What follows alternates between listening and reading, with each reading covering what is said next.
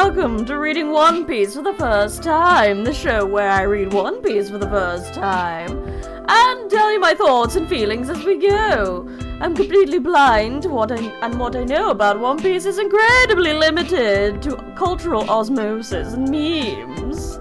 Last time I read Chapter 1, which was Luffy's origin story, so to speak, the origin of his straw hat and Shanks' arm getting bitten off. It was quite intense, and I'm quite scared to find out what happens next. We've had a 10-year time skip already, and Luffy's broken out on his own. Let's see what amazing adventures he comes to next. What have I learned this chapter? In Chapter 2, I learned that Luffy has no filter.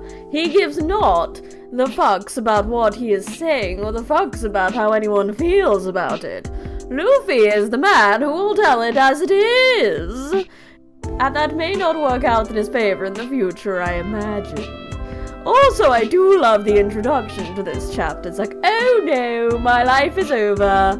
I'm in a whirlpool. Oh well, that was great. It was a good run, guys. Goodbye. A wonderful way to open the chapter. A wonderful way. Let's check out Chapter 3. Chapter 3 complete, and we have met Zoro. The problem is the translation I am reading is spelling it Zolo, which I don't think that's correct, although is that the whole R's and L's getting mixed up in Japanese pronunciation? Like, it should be Zoro, but they're translating Zolo because it's more closer to the Japanese pronunciation of Zoro, but it is most definitely Zoro, as far as I know. Because obviously the name comes from the legendary Zoro, obviously. But hey-ho, that is irrelevant to what happened. We get to learn that Zoro is a good man and maybe a little bit of an idiot because he's trusting a politician. Maybe not a politician, but a rich kid who is basically a politician's son, from what I'm getting. We're also learning about the Navy. Obviously, the enemy of all pirates is the establishment.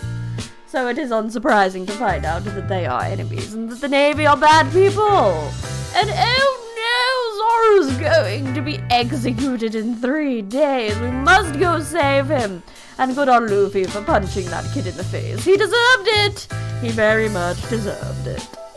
On to Chapter 4. Chapter 4 complete, and well, Captain Morgan does not give the good vibes that his rum gave me the impression of. I do love Captain Morgan's spiced rum, but this man with a hand axe for a hand axe, is a rather nasty piece of work. The villains so far in One Piece have been very evil for the sake of evil, and like, yes, evil. But I suppose we are just at the start. They're giving Luffy a chance to shine, and a chance for his future crew members to shine.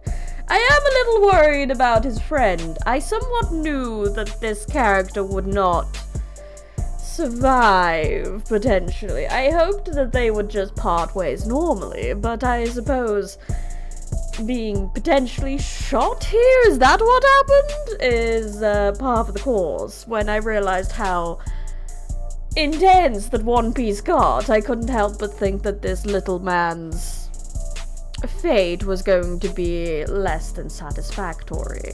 Though, the big tease of this chapter is this look on Zoro's face after he gets shot. It's like, oh no. I very much look forward to what he's going to do after Luffy gets him his swords. How exciting! Oh well, the fighting's about to begin! Chapter 5 has been read, and we have Zoro's swords. We also had Zoro's sad backstory, which is actually really sad. Like, we didn't even get that far in, and it went kind of fast. But that sad little friend he had, who was generally very sad that she was a girl, because apparently women get weaker as they get old. I don't think that's entirely true, but I can see how maybe in a male-dominated society with her father telling her these things that she might believe it. And then for her to die out of nowhere because of something so small. Oh, human beings are very fragile, aren't they? Life is just so important but so easily taken away. Oh. But also hype that there's going to be a big fight in the next chapter. Also at the end, there was some wonderful notes from the author about Captain Morgan's design, and how he designed his son first, so he was going to base the design off his son, but make it even weirder.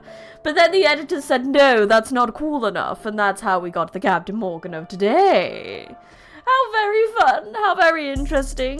And also Luffy's little friend is still alive, yay!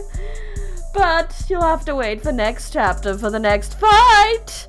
And that will be in the next video. I hope you enjoyed. If you enjoyed these reactions, then please consider liking and subscribing. This has been Briny Rose Smith, reading One Piece for the first time.